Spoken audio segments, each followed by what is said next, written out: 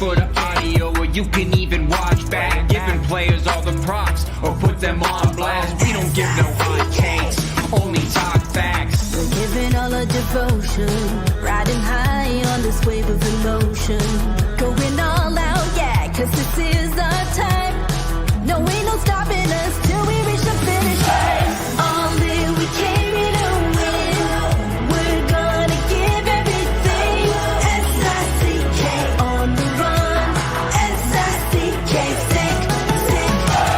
On fire, we're ready to fight. We'll bring the house down tonight. S-I-C-K on the run. S-I-C-K, sick. Play it on the car ride, play it when you lounge. X and O, you know that we can hold it down. Shout out to my man Sammy, got it off the ground. And to all the listeners tuned in right now, got debates, analysis, and speculation. This is sports talk for the new generation. You know where to find us, got a reputation. Sick podcast, your #1 sports destination. We're giving all our devotion, riding high on this wave of emotion. Going all out, yeah, cause this is our time. No, ain't no stopping us till we reach the finish line. All in, we came here to win. We're gonna give everything. S-I-C-K on the run. S-I-C-K, sick. On fire, we're ready to fight. We'll bring the house down tonight. S-I-C-K on the run. S-I-C-K, sick. S-I-C-K, it's the sickest podcast. Tune in for the audio, or you can even watch back. Giving players all the props, or put them on blast. We don't give no hot takes, only talk back. S-I-C-K, S-I-C-K, S-I-C-K, S-I-C-K, S-I-C-K, S-I-C-K, S-I-C-K. All in, we came here to win. We're gonna give everything. S-I-C-K on the run. S-I-C-K, sick. S-I-C-K, it's the sickest podcast. Tune in for the audio, or you can even watch back. Giving players all the props, or put them on blast. We don't give no hot takes, only talk facts. We're giving all our devotion, riding high on this wave of emotion. Going all out, yeah, cause this is our time. No, ain't no stopping us till we reach the finish line. All in, we came here to win.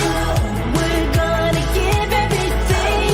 S-I-C-K on the run. S-I-C-K, sick. On fire, we're ready to fight. We'll bring the house down tonight. S-I-C-K on the run. S-I-C-K, sick. Play it on the car ride, play it when you lounge. X and O, you know that we can hold it down. Shout out to my man Sammy, got it off the ground. And to all the listeners tuned in right now, got debates, analysis, and speculation. This is sports talk for the new generation. You know where to find us, got a reputation. Sick podcast, your #1 sports destination. Giving all our devotion, riding high on this wave of emotion. Going all out, yeah, cause this is our time. No, ain't no stopping us till we reach the finish line. All in, we came here to win. We're gonna give everything. S-I-C-K on the run. S-I-C-K, sick. On fire, we're ready to fight. We'll bring the house down tonight. S-I-C-K on the run. S-I-C-K, sick. S-I-C-K, it's the sickest podcast. Tune in for the audio, or you can even watch back. Giving players all the props, or put them on blast. We don't give no hot takes, only talk back. S-I-C-K, S-I-C-K, S-I-C-K, S-I-C-K, S-I-C-K. Turn up your volume. Because you're about to listen to The Sick Podcast. With Tony Marinaro. 55 seconds left in the penalty, a minute and 27 seconds left in regulation time. Boston 4, Montreal 3. Lafleur coming out rather gingerly on the right side. He gives it into Lemaire, back to Lafleur. Oh! The sickest Montreal Canadiens podcast. You're in the ball! Sports entertainment like no other. Rejoint, on lui fait perdre la rondelle, une passe devant. Et c'est le dégagement et ce sera la victoire des Canadiens. Stanley pour les Canadiens, leur 23e de l'histoire. You found the dogs! John, you found the dogs! He found the dogs! And all together, they worked a young team to the top. And now, a 24th Stanley Cup banner will hang from the rafters of the famous Forum in Montreal. The Canadiens win the Stanley Cup. Brought to you by Energy Transportation Group. Driven to be different. La Vida TB. Embrace your true nature. And Playground, your premier gaming destination. It's gonna be sick. Marinaro on this Wednesday, February 28th, the Sick Podcast, weeknights between 10 p.m. and around 11 p.m. Usually, sometimes we cut them a little bit short, 40 minutes, 45, 50, 55, all depending on, just how much topics there are to talk about. There's going to be no shortage of topics tonight. Craig Button, TSN hockey analyst and director of scouting with TSN, is going to be my guest. He'll join, he'll log on in about a minute or two. Actually, I already see him there, but not before I talk to you about Energy Transportation Group, a partner and a sponsor of the Sick Podcast. And for that, we thank them very much. We love them. They're leading full-service logistics providers serving all of North America. They are driven to be different. Also, another partner and sponsor is Playground. Discover a world of luxury at Playground. Their new 30,000 square foot expansion has thrilling games, gourmet dining, live entertainment, located just over the Mercier Bridge, only minutes from downtown Montreal. Playground experience the strip without the trip. And these guys right over here, La Bite de TB, brewed in Quebec. They used to be brewed in Abitibi, by the way. La Bite de TB. They used to be brewed in Abitibi. Now they're brewed in Laval, Quebec. A winner of a dozen international awards, La Bite de TB offers quality microbrewery beers made with premium ingredients for everyone's taste. La Bite de TB, embrace your true nature. The Montreal Canadiens practiced earlier today, and then they flew out direction Florida, where they visit the Florida Panthers tomorrow night. And it's already been said by Marty St. Louis that the Montreal Canadiens starting goaltender once again is going to be Samuel Montembeault, who absolutely stood on his head last night. You had a chance to hear me. I wasn't happy that he started because I said I had a dream, which almost ended up being a nightmare the night before the game, that Montembeault was going to start. He was going to stand on his head. The Canadiens were going to win the game, a game that I thought would have been better if they would have lost it. Going into the game, they were 1 point ahead of the Arizona Coyotes, who had a game in hand, and now they're 3 points ahead of the Arizona Coyotes. So, anyway, long story short, I wasn't happy last night. I'm a little bit better today. Still not happy that Montembeault is playing in Florida, but as good as he can be, Florida right now is the best team in the National Hockey League, or arguably the best team in the National Hockey League, and the Montreal Canadiens are going to have to play quite a game, and it's going to take quite a few miracles for them to win that game tomorrow night. But you never know. With all the snowbirds in Florida and a lot of support they might get, it might feel like a home game for them. Maybe not. Let's bring him in. Craig Button, how are you? I am really good. And, it's amazing, when I say this with all due respect, we talk about all the Stanley Cups and the tradition of excellence that the Montreal Canadiens have had, but where they're at in their cycle right now, you're disappointed with a win. And I get it. And can you imagine saying that, in the 80s, the 70s, or the early 90s, you're going, geez, I can't believe they won last night, But that's where the Canadiens find themselves. And, when you're looking at the lottery and you're looking at trying to give yourselves the best chance to pick as high as possible, that's the disappointment in a victory. You're right, because once upon a time, the Canadiens had a season where they only lost 8. Remember that one, right? But it's funny because, Craig, I fully supported this rebuild. I've been on the whole rebuild bandwagon since 2009 when the Canadiens had, it was their centennial year, and they had about 10 unrestricted free agents. And they didn't have a very good team.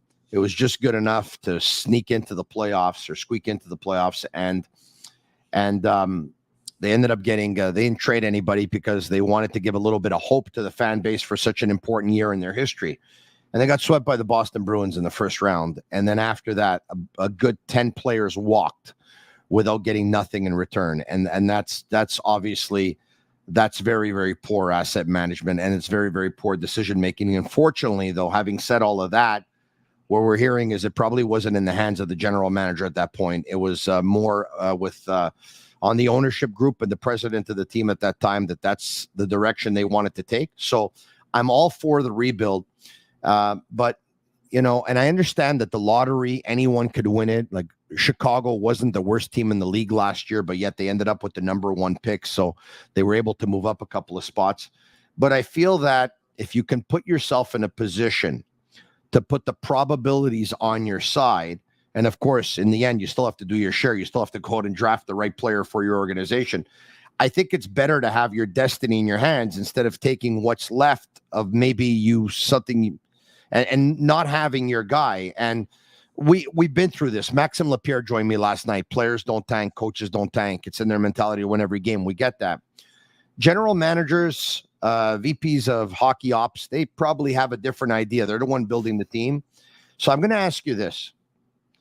I was saying yesterday that I was hoping that Kent Hughes was going to go down, have a talk with Marty, and say, Marty, we've gone with this 3-goalie system.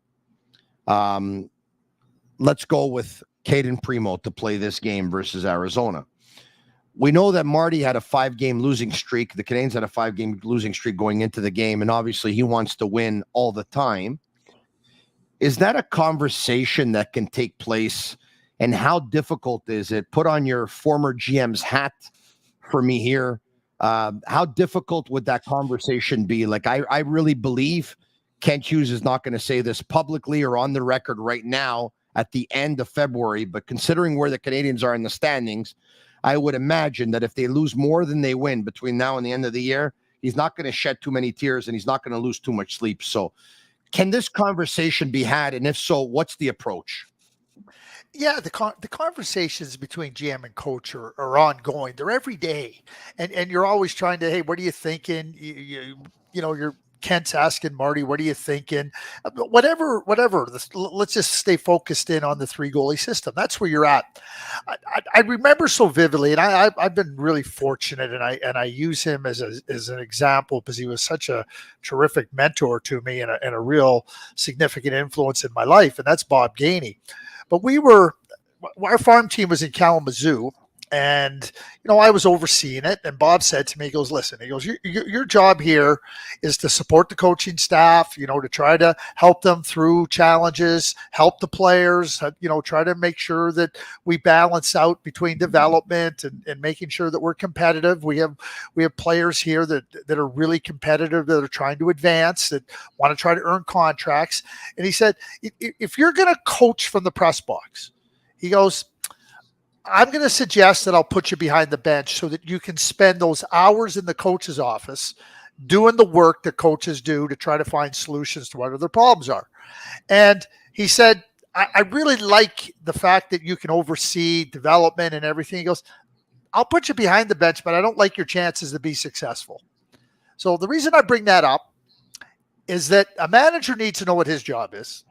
And if Kent wants to go and coach, go and coach. And to Bob's point, go in the coach's office and spend the hours that the coaches are spending working on.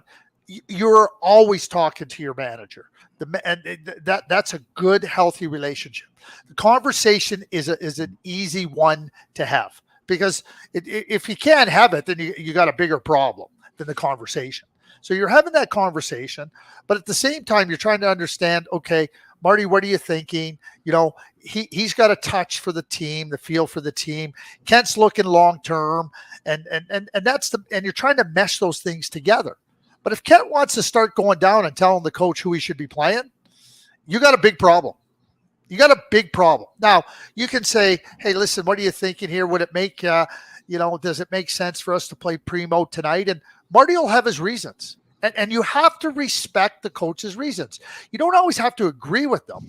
But if you're not going to respect the coach's reasons and you're not going to allow him to make those decisions, I'm not saying just what do you think and then, okay, go ahead. That conversation is back and forth. Then you got the wrong coach. I hear you. Tony, I'll tell you this all the time. I'll give you a story, and it goes back to Scotty Bowman and Sam Pollock. And in the days back, you had to make an appointment to come up and see Sam Pollock. So Scotty had made an appointment to come up to see Sam. He came up and he started talking about this player and that player and that player and this player and this player. We need this, we need this, we need that. Sam was working at his desk, listened to Scotty. Scotty finished, and he said, "Is that all you have, Scotty?" He said, "Yeah." He goes, "You coach the team, I'll manage." Any questions? Sammy respected, and don't get me wrong. Sammy never had a problem saying to Scotty, "Hey, do this," but it's or not do this. How about this? And Scotty would just say, "I'm going to do it my way." And but it was separated. If you're going to if the manager's going to come in and tell the coach, you better be prepared to have the coach come in and tell you, "I don't want this guy," or "I don't want that guy."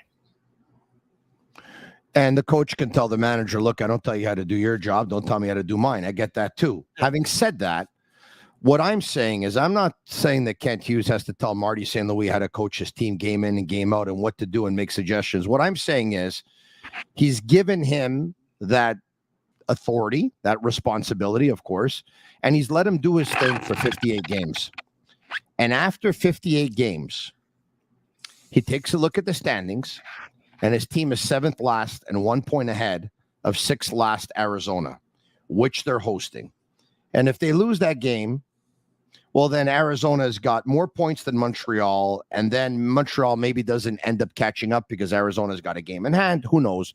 But it's kind of like a 4-point game towards getting the better probability of a better spot in the lottery.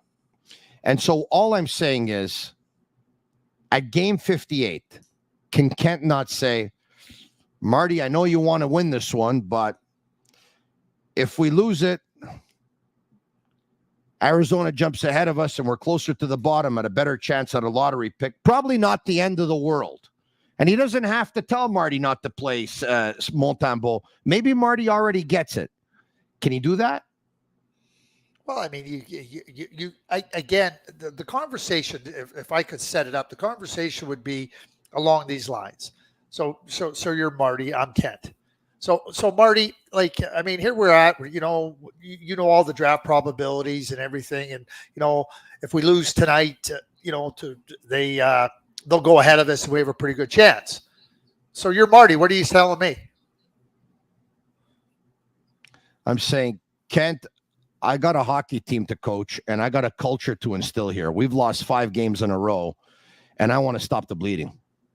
So, which is fair, right? So what Kent is saying is fair. What Marty is saying is fair, and I totally agree with that's the way it would go. So, and then he sit down and go, "Okay, here's where we're at. There's going to be other opportunities. We're going to go and we got to play."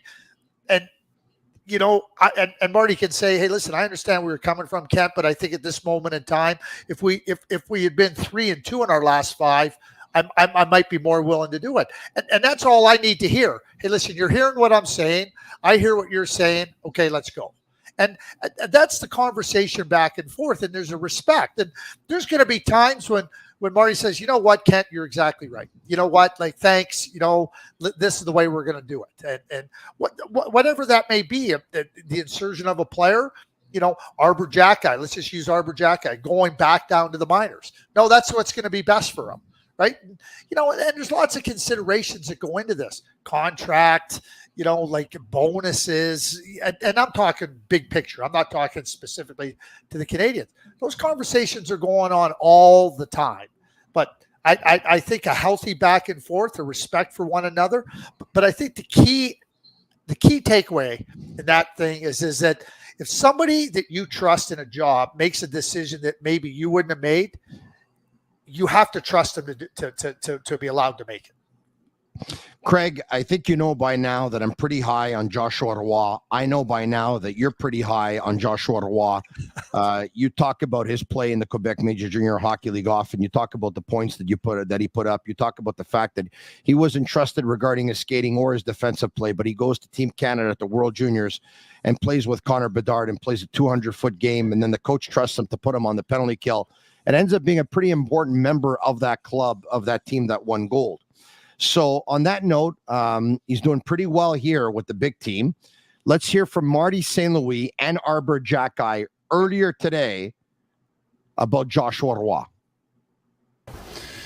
Je pense que c'est son intelligence sur la glace. C'est rare qu'il n'est pas à bonne place, offensivement et défensivement. Ça lui donne l'opportunité offensivement d'avoir des bonnes touches parce qu'il comprend la game, il comprend comment qu'on veut jouer. Fait que pour moi, ça, c'est encourageant parce qu'il va juste renforcer, tant que c'est encore un jeune joueur, il va venir plus fort, plus vite, mais son intelligence est là. I think it's just his smarts and just wearing like he knows exactly where to be on the ice at all times, and like seems to get in the good spots, and he does get a lot of chances. I mean, I feel like once he starts scoring, it's going to be like he's going to put a lot of pucks in the net, and I think he's got a lot of offensive upside, and once he starts feeling it, I think he's going to be a great player. As a guy who grew up in Montreal, Craig, je sais que tu parles français, mais je vais traduire quand même. I'll translate anyway. Marty St. Louis says Joshua Roy's intelligence. It's rare that he's not in the right spot.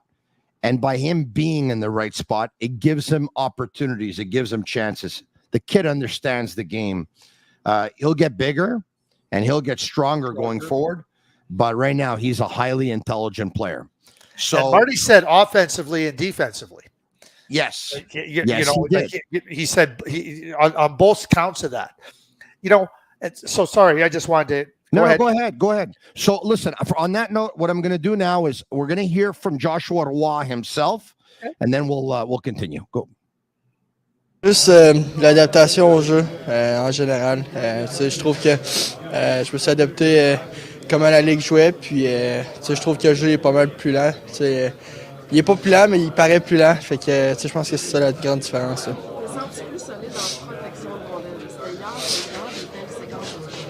Ouais, mais je pense que les gars sont plus physiques, fait qu'au début c'était une petite adaptation aussi, puis je pense que je commence à m'y habituer. À force de pratiquer avec des gars comme ça, de jouer contre des gars, tu veux pas, tu t'habitues, fait que je pense que là-dessus j'ai pris un step là.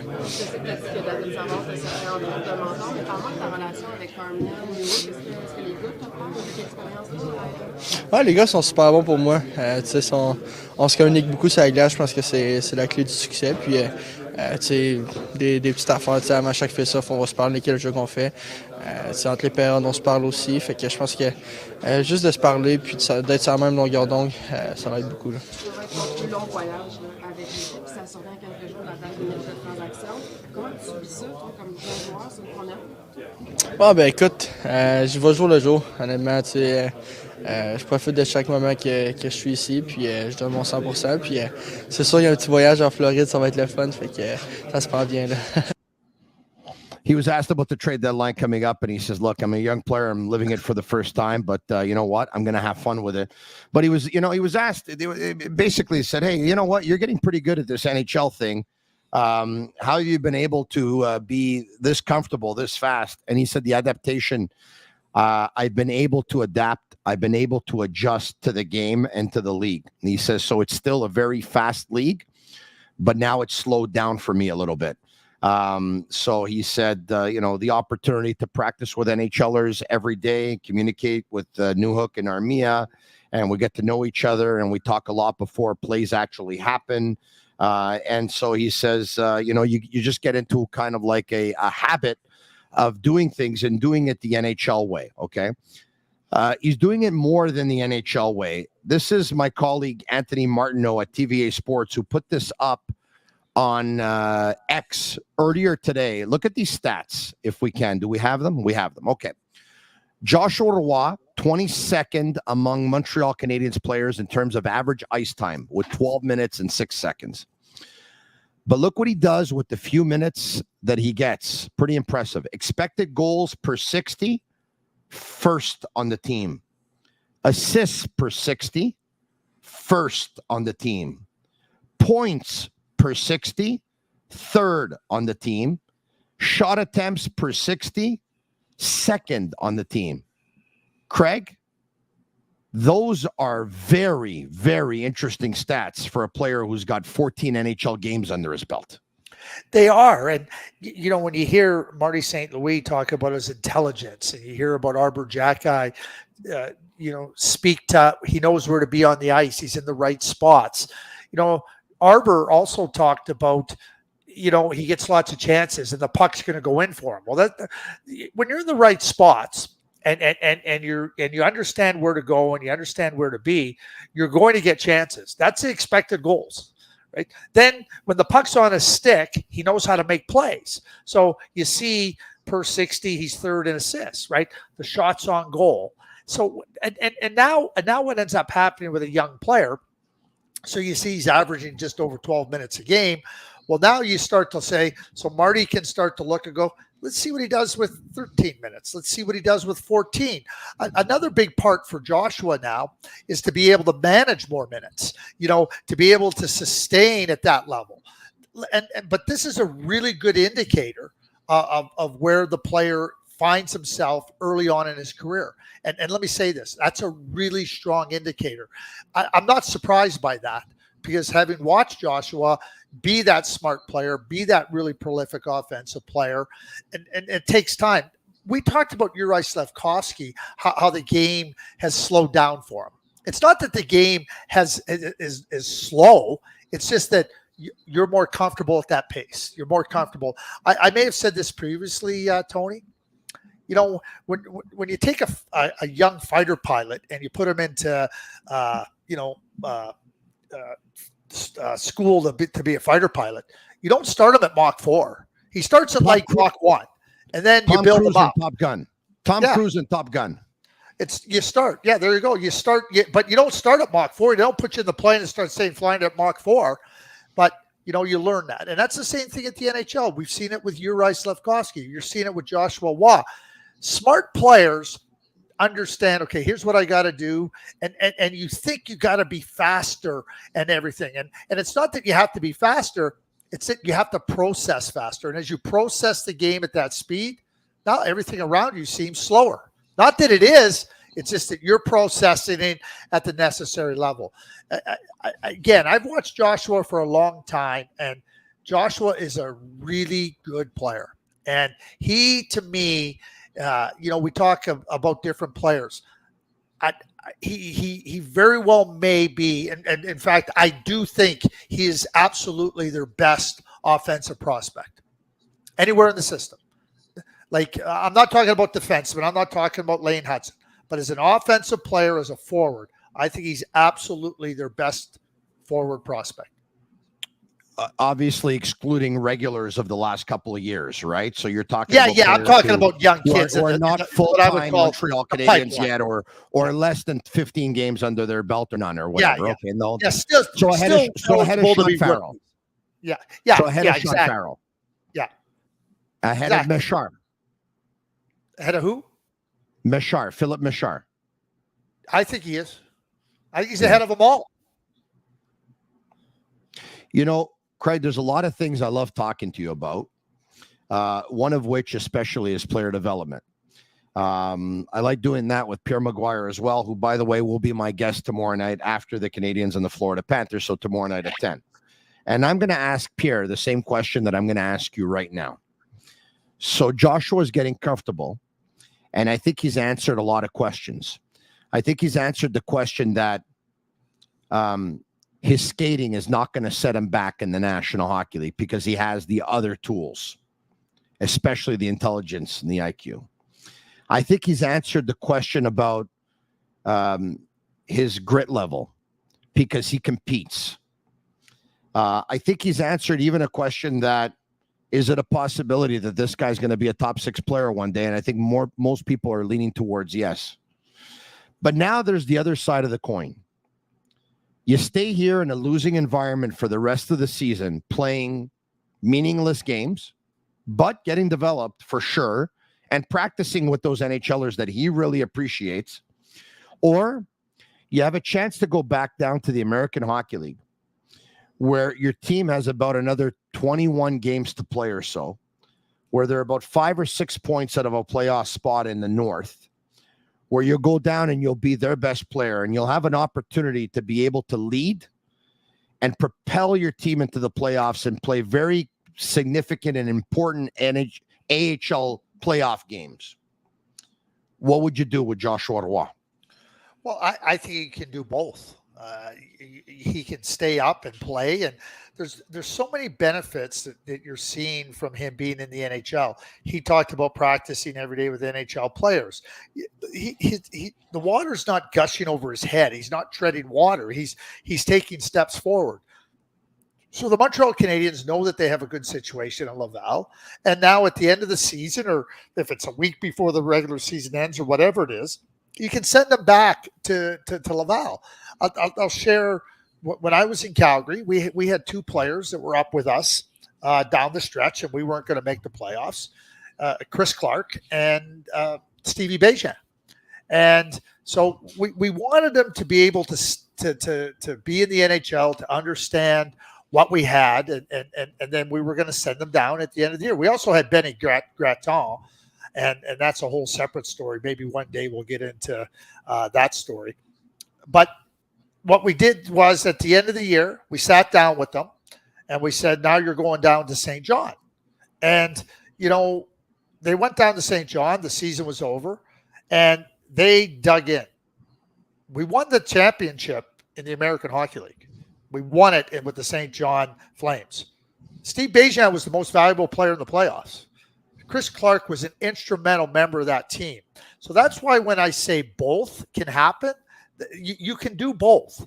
And you manage it. Like, if you start to get down the stretch and whatever it is, it's 5 games left or 3 games left the last week of the season, you can just sit down and say, okay, we're going to send you down now. It's a better time.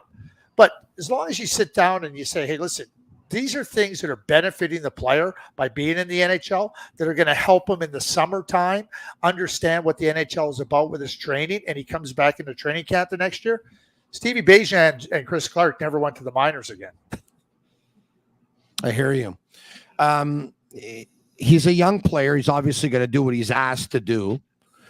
But should a staff give a player like that, who's a young player, an importance in terms of actually asking him what he thinks would be beneficial for him? Or do you take control and say, listen, Joshua, this is our plan for you. We'd like to keep you here for most of the time, but at the same time, Laval's going to need a push, and we think you can go down there and be the leader. So do you basically tell him that that's what he's going to do? Or do you have a conversation with him and say, listen, this is what you're thinking. What do you think?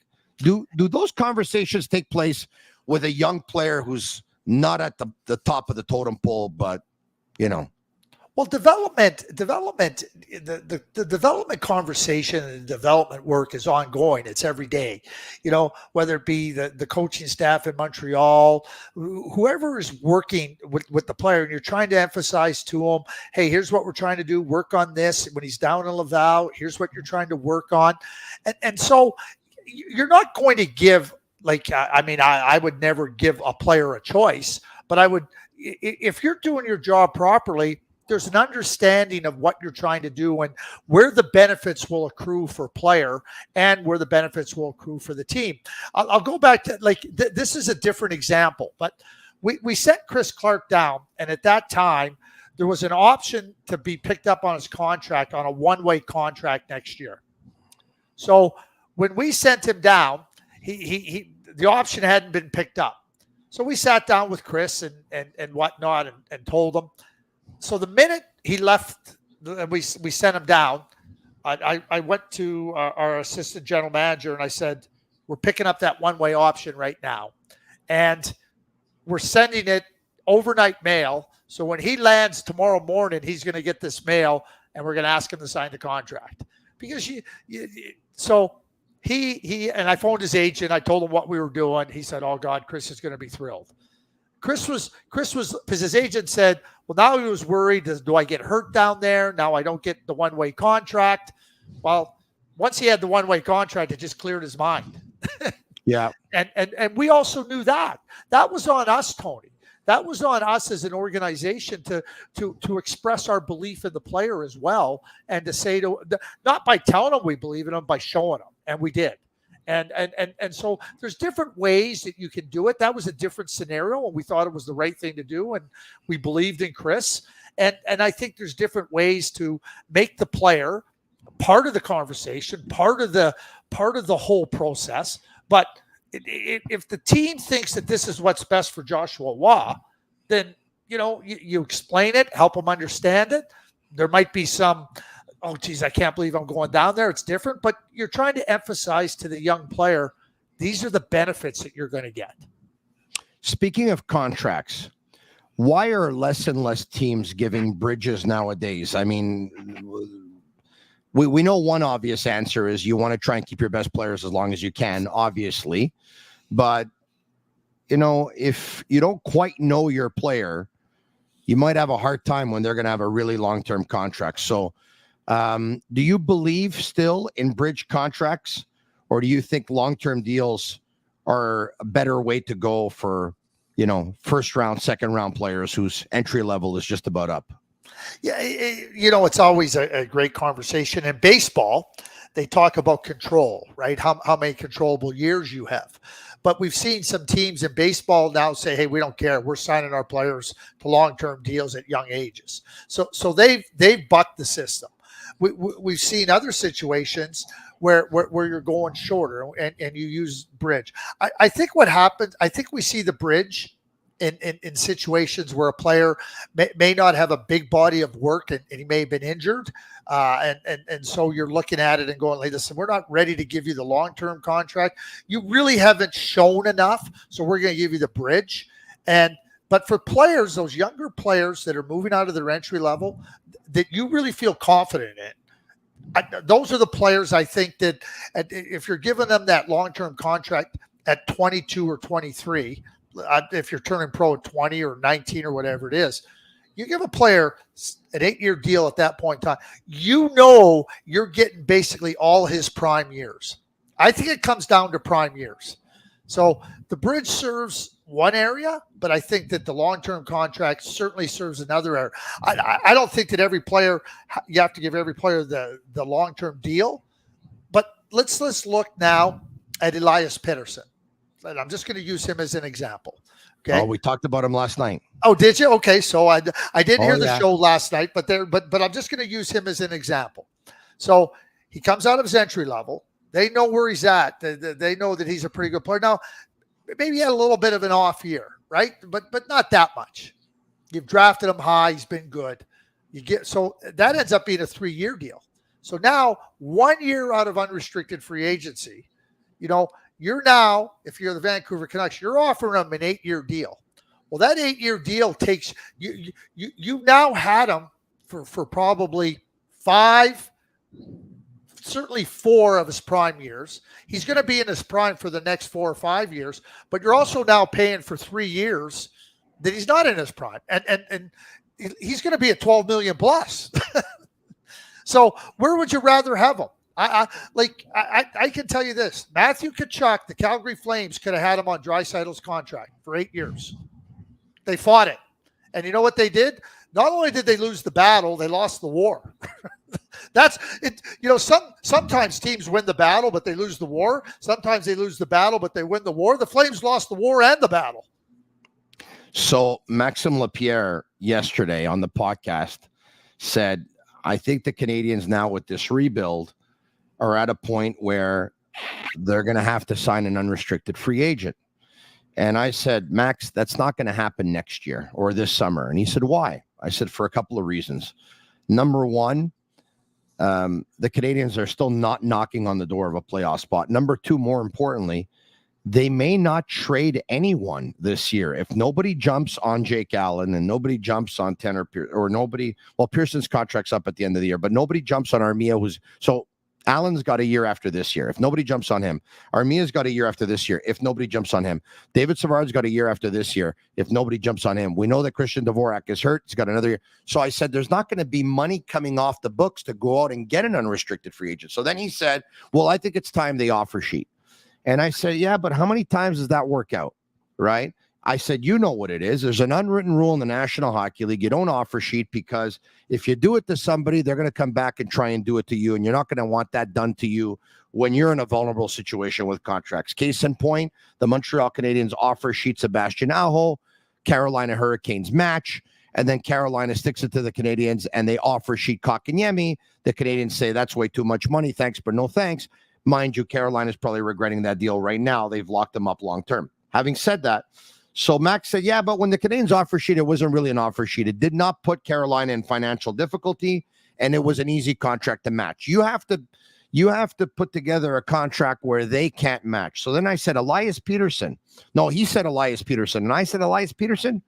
I said, Max, you're going to have to give him at least $12 million.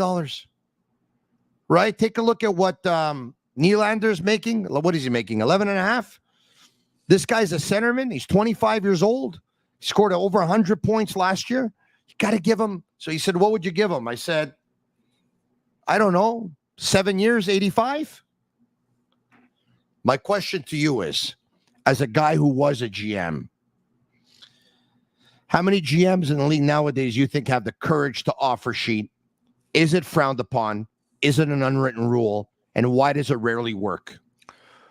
Well, 3 questions. So Brian Burke was ready to fight Kevin Lowe when Kevin Lowe put an offer sheet in on Dustin Penner. So I think that gives you an idea of, like, how managers do. They kind of feel there are players, stay away from them. But the CBA allows you to make inquiries and to talk to restricted free agents. So there's nothing prohibitive in the CBA and in the rules, but it isn't something that managers are going, yeah, let's all do it. So that's number one. I don't think, it's hard to say, do they have the courage? Do they not? Listen, I think that there's 20 managers in the National Hockey League that that aren't very bold. I think they're conservative. So I think that that's part of their philosophy. And I think that that's just the way they go about their business. And so whether that's courage or whether it's not being bold or whether it's being conservative, I think that that's what their things are. The biggest reason, like, if you want to go and offer sheet somebody, the idea is to acquire the player. I think in the vast majority of cases, teams have they've done half measures. If you wanted Sebastian Aho, go and offer him 11.5. That's what the Montreal Canadiens needed to do. It was half measures. And if you want Elias Pettersson, go and offer him 14.5 times 7. $12 million ain't going to get it done. Because they're just going to go, thank you very much for doing our bidding, just like Carolina did. You have to take the market and push it ahead. Bob Clark and the Philadelphia Flyers made an offer sheet on Ryan Kesler.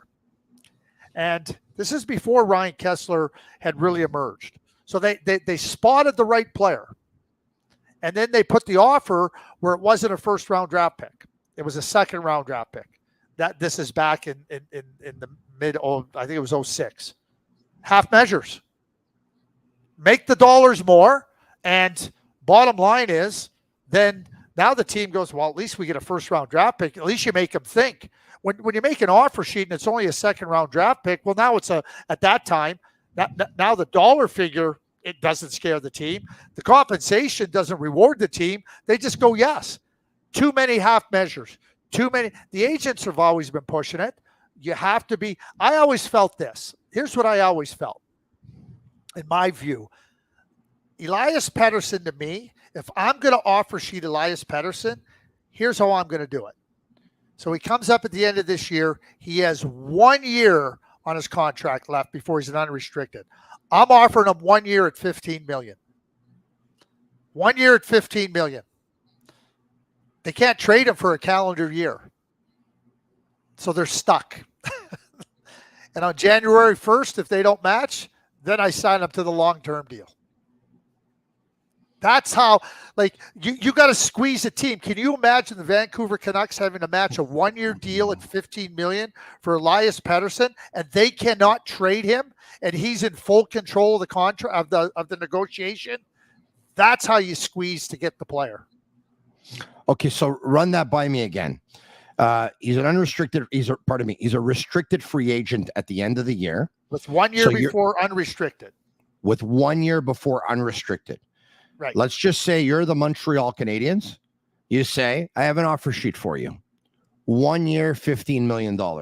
Yep. Could be pretty attractive to him. Number one, he's going to more than double his salary. Number two, he's probably thinking that his next contract at that point is probably going to start at $15 million. I don't know. Kotkaniemi went back. Now Yes, you're right about that. Right. So it all depends how you want to do it. There's risk for the team, like giving up 4 first-round draft picks and only having them for 1 year. But you're having the conversation, is this the place you'd like to be long-term? Okay, here's how we're going to do it. And now Vancouver, keep in mind, Vancouver now is stuck. They can't trade the player for a calendar year. Can you imagine Elias Pettersson? And they're sitting there going, oh boy, we're stuck. Yeah, but how many teams do you know that have enough cap flexibility to offer a player $15 million? Well, you're right. So there's another part of it, right? You have to have cap flexibility. Like there's no averaging in that. That's $15 million of real money. So to me, you got to start setting up unrestricted free agents. You got to start, if you want to make offer sheets, you got to start setting that up or unrestricted. You got to start clearing off cap space a year or two before. Not look and go, oh, this guy's available, let's do it now. You got to be looking ahead, and you got to be looking at the marketplace. Can the Canadiens do this? Pick up the phone, call the Vancouver Canucks and say, listen, we're thinking of offer sheeting Elias Pettersson $15 million 1 year. We don't have to go down that road. If you want, work out a trade with us, and we won't have to. But then again, the Vancouver Canucks could say, well, there's nothing you can offer me. It's going to be better than 4 first-round draft picks, right? Well, maybe not. I mean, 4 first-round draft picks, keep in mind, if you offer sheet them in July or after the draft, those first-round draft picks happen in 25, 26, 27, 28. The Vancouver Canucks are a good team. Those players aren't coming in and helping you, right? You might be betting on a high pick and whatnot, but they're not coming in and help you. From a Vancouver point of view, and I always felt this as a manager and in management, every manager goes, we'll match. I would have never said that. I would have just said, go and do what you got to do.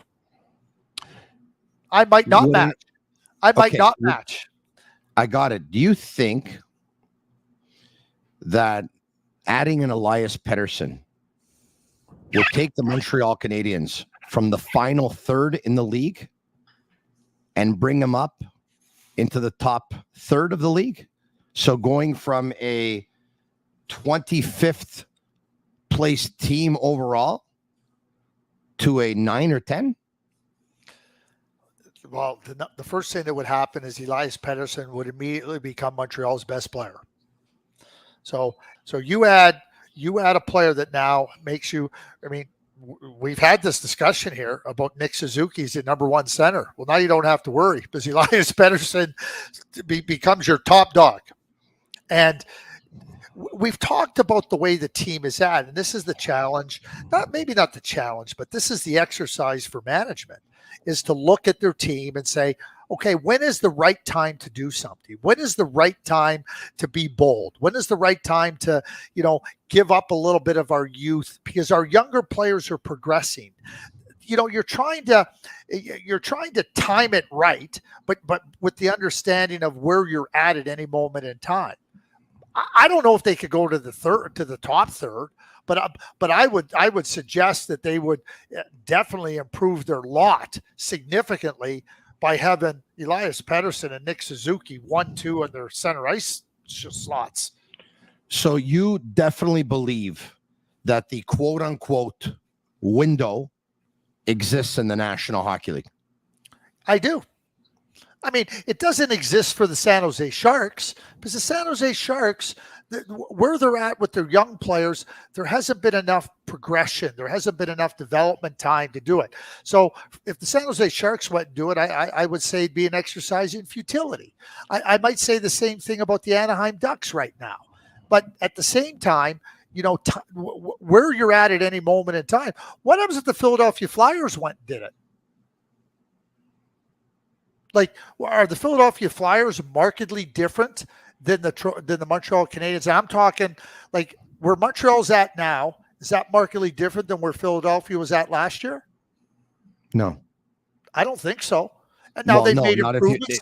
In the standings, maybe, but not if you consider all the injuries the Canadiens have had this season, especially to important players like Doc. But the players that like Forster took a step forward, right? Like, they had players that took that have been developed. So I'm talking about the timing of the situation with your young players. So I think you definitely improve. But San Jose, like I said, and I'm not trying to pick, like it's an exercise in futility if you're going down that route. Yeah, when Marc Bergevin was general manager of the Montreal Canadiens, he was asked about the window on more than one occasion because they had Carey Price and they had PK Subban and what point, and they had Max Pacioretty, and then Subban, of course, was traded, and they had Weber, and they had other players, and they had Plekanec, and he was asked about the window, and every time I think he said he didn't believe in that. I don't believe in that. His way of thinking was players come and go all the time. You'll have good players, not so good, some better, some worse, and then they'll go, and then others will come in. And he didn't really believe in the window. Well, listen, you know what? I can look out my window in January, and I can see that it's a little bit cold out there, and I'm not going to go outside. And I can look out my window in June, and I go, boy, what a beautiful day. It's 25 degrees and sunny. I think I'm going to go and sit on my deck.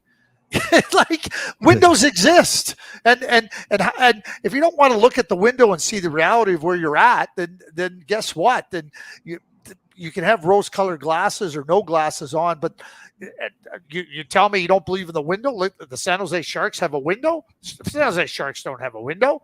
Do the Edmonton Oilers have a window? Yeah, they have a window, but they didn't have a window in 2015 when they drafted Connor McDavid, and that was after drafting Taylor Hall, Ryan Nugent-Hopkins, Nail Yakupov.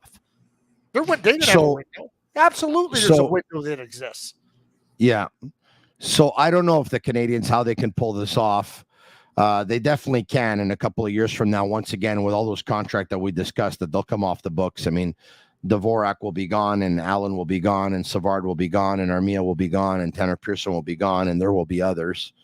But they are going to have to extend Slavkovsky and Goulet in a year. So if you're the general manager, I'm going to ask you right now, if you're the general manager of the Montreal Canadiens, would you offer sheet Elias Pettersson? If you could maneuver and try to find a way to pull it off here, would you offer sheet him? This year? Well, this year he's up, right? Yeah. So no. You wouldn't. I don't. I think, like I said, I think it's to get him, you're going to have to pay him more than Matthews. Matthews is the highest paid player in the league. I think that's the only way you're getting him. Okay. If you offer him 12.5 times 7, Vancouver goes, thank you very much. We'll just put our signature on this. Yeah. Should it's a and I don't couple think years Montreal is good enough right now to take advantage of his abilities. This will be year 3 of the rebuild. Of course, a couple of years ago, they finished dead last in the league. Last year, they finished 5th last. This year, there's an opportunity to finish anywhere between 4th last to 8th last.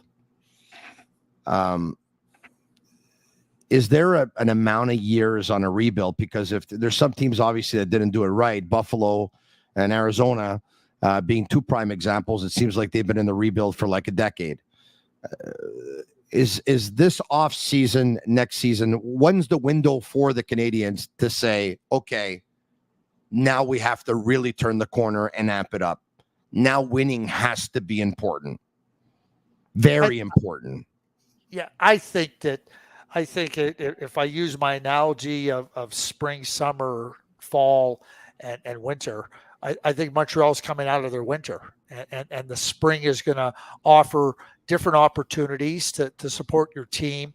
One of the things that Kent Hughes did, and Jeff Gorton, is that when they came in, they were willing to take on contracts to try to get other assets, whether it be draft picks, some prospects in certain cases, but they got prospects and picks. But they also took on contracts with players like to get those. And I think they have to really work at finding players that can come in and bolster and strengthen the lineup from the bottom up. And they have 23 picks in the 2 drafts this year. Next year, I've said it, the shelves and the prospect cupboards are full. They're full. Every position and every type of player, I think they got it covered. Don't be taking on players' contracts just to get another pick. Don't be taking on players from other organizations now just to get a pick. You don't need picks anymore. You need to make your team stronger from the bottom up. All right. Okay. Calgary and Dallas are working on a Chris Tanev deal, reports Elliot Friedman. Yeah, Dallas is looking for a right shot defenseman. They've been looking at Chris Tanev for a long time. And, the Calgary Flames are in a situation right now, and I really think that they get to dictate their price. They're in a playoff spot. They're not in a playoff spot. They're in a playoff push. They're 9 games over 500 after being 2-7-1 after the first 10 games. So they've played at playoff level. If I'm Craig Conroy and I'm not getting commensurate value for Tanev and Hanifin, I'm not trading them. I am telling teams, you either, and I'm not saying there's not a negotiation here. I'm talking commensurate value for those guys. I'm not taking a third-round pick for Chris Tanev. I'm keeping him. Because that third-round pick might help you in 2029. Might. And Chris Tanev can be a real significant factor down the stretch for my team right now. So unless you're serious about acquiring him, and the problem that I say, if you just go and get something, what happens the next time you have in this situation? You know what? The team, we're just going to wait because you're just going to take something. There's a lot more than just a third-round draft pick or something when you're talking about young players in a team. 16 teams make the playoffs. If I got a chance to make the playoffs, and I'm not talking about going out and being reckless. I'm talking about commensurate value for Hanifin and Tanev, or I'm keeping them. And I'm telling every team that. All right. At the time of this podcast right now, it is pre-recorded just a couple of hours before the regular slot, as per an exception because of work purposes. So if this deal happens to get done and we don't mention it, now you know why. All right. Okay. What's the goal now in ending the Canadiens between now and the end of the season? Another 23, 24 games, whatever it is. The objective is, I guess, the same objective it's been all season, just trying to have everyone grow and get better individually. I would say that's the goal every day, and you want to get better as a team, and you want to get better individually every day. I think for Kent Hughes, I think on the ice, it's about being competitive, and it's about, when Marty St. Louis came into the team, it was about keeping the spirits high, and that becomes harder. As you get into 5-game losing streaks, you start to realize, wait a sec, what are we playing for? But what you're playing for is an opportunity to come into next year with an enhanced confidence, with a greater confidence that you can do some things. Whatever the trade deadline offers, will be evident once prior to or right up to it. But for Kent Hughes and the management, seeds now have to be planted. A lot of things that you want to do start now. Not start now, have started. And they're not going to come to fruition at the trade deadline, but they're going to come to fruition after. As many seeds as he can plant, the harvest could be bountiful come draft time. Because to me, that's when teams, they're disappointed. They haven't gone deep in the playoffs, haven't made the playoffs. A lot more teams, cap space opens up. A lot more teams are willing to make moves. So for Marty, it's about keeping the spirits of the team up, trying to keep them competitive, which goes back to our first conversation.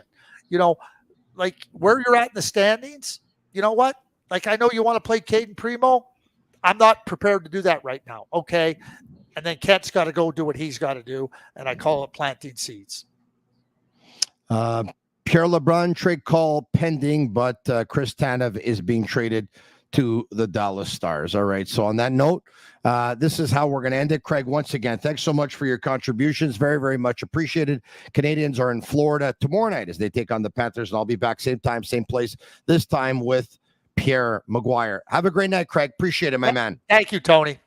You're very welcome. Special thanks to our partners and our sponsors. Energy Transportation Group is one. Labit the TB is another. And so is Playground. Thank you so much. Thanks to all my sick community and my sick army for watching tonight. Very much appreciated. And for Niello, Sammy, and Juliana, Master Control, they're Cavallaro. And once again, I'm Marinaro. And that's a wrap. Hope you don't miss us too much until next time. Follow The Sick Podcast with Tony Marinaro on YouTube, Instagram, Facebook, Google Play, and Apple Podcasts. The Sick Podcast is brought to you by Energy Transportation Group, driven to be different. LaVie.tv, embrace your true nature. And Playground, your premier gaming destination.